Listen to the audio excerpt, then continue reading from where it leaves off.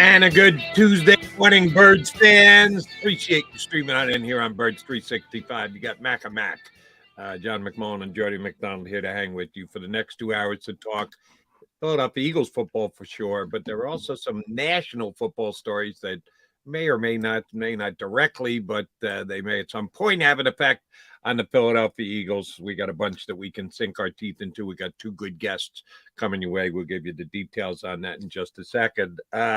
John, since last we left 2-2, and oh, by the way, 2-2 is how much longer we have to wait for the draft. That's 2 weeks and 2 days. 2 days. Yeah, we're getting close. It's creeping up. It truly is. No Eagles safety net signings, draft proofing, call it what you want, over the last 24, 48, 72 hours. So all the attention and the focus is on the draft.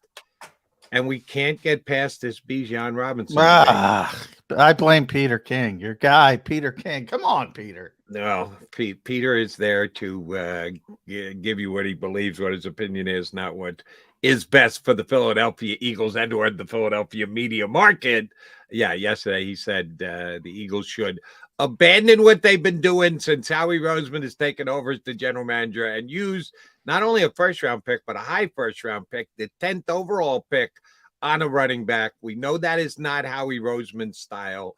And I think when push comes to shove, if the Eagles have the chance to pick Bijan Robinson at number 10, I don't think they'll do it. But it's not an outrageous conversation. This is another one of those regular Philadelphia topics. And yeah, I'm going to get on Philadelphia fans. I can get on all the fans across the country. Shoot, I could get on all Americans across the country because our stupid society has gotten so much to whereby you have to make a choice and you have to take a stand and you got to be over the top about it. You have to downplay and deride the other side if they're not on the same side of the argument as you. Either Bijan Robinson is going to be the greatest running back in the history of the National Football League, or anyone who suggests it is an idiot because Howie Roseman's track record says he's never going to do it. Why have we become that, John, that it has to be the polar opposite ends of every debate? Yeah, and by the way, I think that's more of a social media thing. I think in the real world, John, in case you haven't noticed, social media scores a lot of points in the real world. Oh, today. I know, but I just don't think that's the real world. I think in the real world, there's many more nuanced opinions, and most people understand that. So I think it's kind of a small, the old. A small minority of people screaming the loudest and they get heard the loudest. I think there's a lot of contextual people. I still think there's more, thank God, as a whole.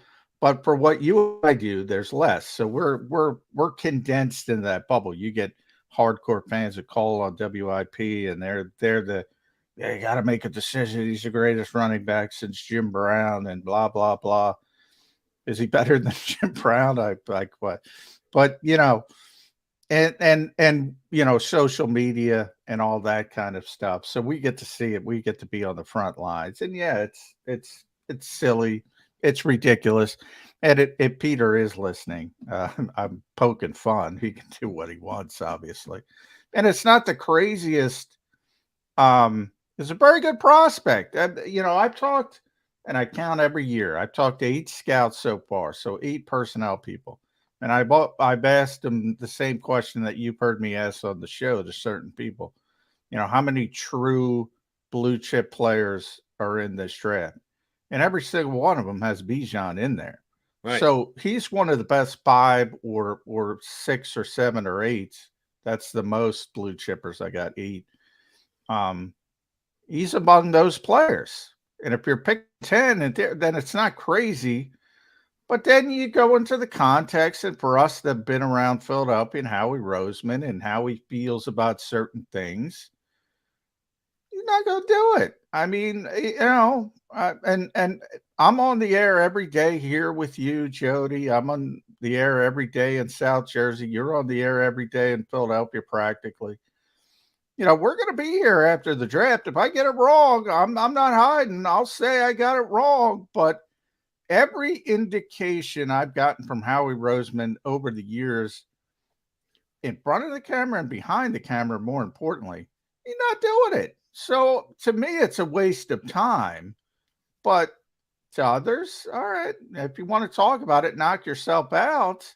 But he's not taking running back at number 10. And I'm trying to make people understand the way he thinks, or the way I think he thinks, and it's the old, which I reference too much. It's the old Moneyball approach. So when people look at Miles Sanders, career year, he had 1,269 yards last year, and I think Kenny Gainwell was at 240, and I think Boston Scott is at 219. So we're talking just under 1,700 yards, a little bit over 1,730 yards, 1,728 to be exact. That's what he wants to replace. That's it. Now, could Bijan Robinson get 1,500 as a rookie? Sure. But what does it matter if you can get 800 from Rashad Penny or another draft choice in second and third? Kenny Gainwell really did play well in the playoffs. If he amps up to 500-600, and Boston Scott gives you his typical 240 against the Giants, whatever, you're right back in that range, and you spent, 600,000 guaranteed for Rashad Penny or a cost-effective second-round pick, whatever you want to do, however you go about it. Plus, you have the big-time defensive lineman or the big-time offensive lineman. That's the part that people don't understand. So when Howie does this valuation aspect of it, from his standpoint, it's not close. He's not doing it. Because even if 1,730 turns into 1,630, doesn't matter, especially when you and then the curveball, the further curveball to it all is Jalen Hurts. And I've kind of said this counterintuitively. He makes running backs better. He makes running backs better. There are, traditional quarterbacks, they don't do that. You got to get your yardage on your own, and with the help of the offensive line, obviously, and the Eagles have a tremendous offensive line as well. But if you have a traditional play action quarterback, Jody, well, they're just going to hand the ball off, and there's no +1. There's +1 in Philly all day. And I dug up the quote from Nick Sirianni talking about front side wins games, backside wins championships. In other words, the threat of Jalen Hurts pulling the football and taking it out the backside freaks out defenses so much that they have to account for it, whether he's running the football or not. And it makes running backs better. You don't need the best running back with Jalen Hurts. All you need is competency. And then you add in the offensive line on top of it. It's a waste of a valuable resource. That's how Howie Roseman is going to look at this. And I don't blame him. Did you say Kenny Gainwell played well in the playoffs? Yes. Or did he play well against the Giants? I don't remember Kenny Gainwell dominating either. Kenny Gainwell was great in the playoffs. You're talking about Boston Scott plays well against the Giants. Kenny Gainwell. Kenny Gainwell was great in the playoffs. He was great in the Super Bowl. He's great. I mean, he doesn't touch it a lot, but he became essentially the guy with the most production because Miles Sanders didn't play well. Kenny had a disappointing off season, not off season, regular season. But he was solid in the playoffs when he got touches. He was a good player. Versus San Francisco, 14 carries, 48 yards, 3.4 per against the Chiefs in the Super Bowl, 7 rushes, 21 yards, 3 yards a carry. Neither one of those is all that good. He was great against the Giants in the first game. They're certainly their best back and one of their better offensive players, and they had a big lead, and they could certainly give it to him, and he certainly was great, but he didn't do anything special against either the 49ers or the Chiefs. Well, he he showed some juice, and the numbers, obviously you want the numbers to be up like 6 with Rashad Penny. And by no means do I think he's a lead back, but they were very excited. The Eagles were very excited about what he showed in the postseason. He was certainly better than Miles Sanders in the postseason. And, as a complimentary back, they're excited that he's going to take the next step. Now, they still need the lead back, and whether that's Rashad Penny or a draft choice, that's the guy that's going to do the majority of that getting to 1,730 yards. But it doesn't have to be Miles. It just has to be incremental improvement from Kenny Gainwell. And a typical, again, behind Jason Kelsey and Lane Johnson and Landon Dickerson. And on and on and on, the best offensive line in football. It's a waste of a valuable resource. And typically, when you're a good team, and by definition, the NFC champions are a good team, even though they lost significant pieces. And by the way, that even bolsters the argument because you got to replace those pieces. You don't often get to pick number 10. Because Howie fleeced people. He doesn't like that term, but we'll use it. Mm-hmm. And the Eagles are picking at number 10, not by merit, because they were a good football team. It is a waste of a valuable asset.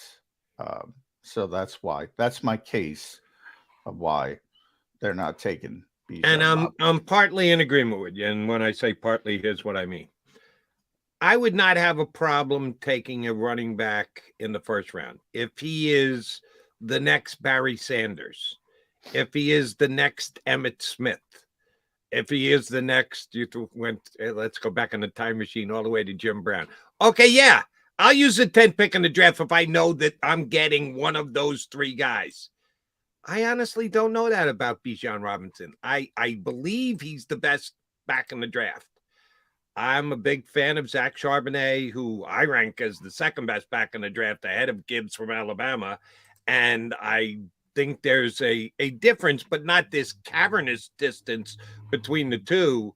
So if you told me that with their pick in the second round, which doesn't come till into the 60s, Zach Charbonnet would still be on the board, then I'm not taking a running back at number 10 because I'm getting who I think is the second best back and not that big a drop off from Robinson at number 60 something. And I can take 2 other players in between at 10 and 30 and upgrade and fill those roster spots, the losses that they had on defense. You bet your bottom dollar I'm doing that. Now, unfortunately, I got my football crystal ball here. It's a little hazy. So I don't know that Zach Charbonnet is going to be sitting there at number 60 when the Eagles come up on the board in the second round. If I knew that, it'd be real easy. Thank you very much. Good luck to the Bijan Robinson playing somewhere else. I'm not even considering it. But that's not how the draft works. And, yeah, I don't know that he's we've had 2 running backs taken very high in the last 6 or 7 years. And that was certainly Saquon Barkley, who just re-signed with Giants, franchise tag at $10 million. Not really that bad for the season they had last year. Now, he was really good last year. He gets injured way too much, and that's part of what you have to take into consideration when you're drafting a back in the first round. And the other one is a guy who's actually out there right now and available in Ezekiel Elliott, who had a tremendous first 4 or 5 years with the Cowboys. You've seen the wear on the tires. You're dropping off. He can't even get himself a job these years. But that's what you're drafting a running back for, is that first 5 years. And then we couldn't believe what Miles Sanders had to sign for this year. The league has devalued running backs, and taking it all in that light, does taking a running back at number 10 in the draft play for Eagle fans? Apparently they think this guy is going to be the next Barry Sanders.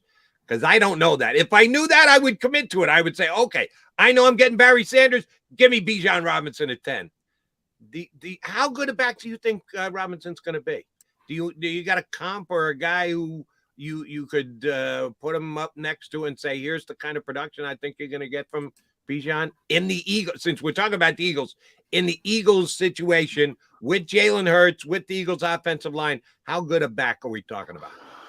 Well, I asked, because the one guy I asked a couple scouts, the one guy the Eagles really, really liked was Christian McCaffrey. So, and the reason they liked Christian McCaffrey was because of his receiving ability. They knew he could run the football, but he was generational when it came to receiving ability. And I don't use that term lightly. I mean, generation means once in a generation.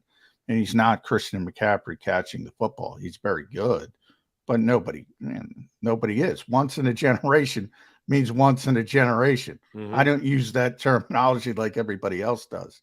Now, is he, forget about Jim, is he Adrian Peterson? I've asked that question because he's the best runner we've seen in the past 20, the best pure runner. I got to know. I got nose. No, he's not that good. He's not that dominant. So where are you? One name I got was Nick Chubb. Good player, really good player. 10th pick in the draft for Nick Chubb in 2023? I don't think so. No, I don't think so either. So, you got to be so unique to be in that category. The best examples you brought up, one is the Ezekiel Elliott. Maybe he could be Ezekiel Elliott. Saquon Barkley. Probably not from a physical, from a trade standpoint, but is that worth it? Either of those two players? Those are the two players I would look at it. And they've both been very good.